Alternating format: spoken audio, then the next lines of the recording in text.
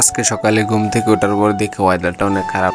তো ভাবলাম যে কি করা যায়, তখন ভাবার পর ওয়েদার যে খারাপ একটা ঘুড়ি বানাই।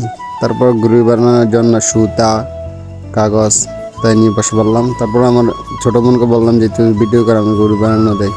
তারপর ঘুড়ি বানানো স্টার্ট হয়ে গেলে তারপরে এগুলোকে ভালো করে সুতা দিয়ে পেঁচিয়ে ভালো করে মাপ জোপ দিয়ে বানিয়ে ফেললাম ঘুড়ি। তারপর আমার ঘুড়ি রেডি। এখন এটা উড়ানোর জন্য এখন আমাদের পাত্রে যাবো আর কি।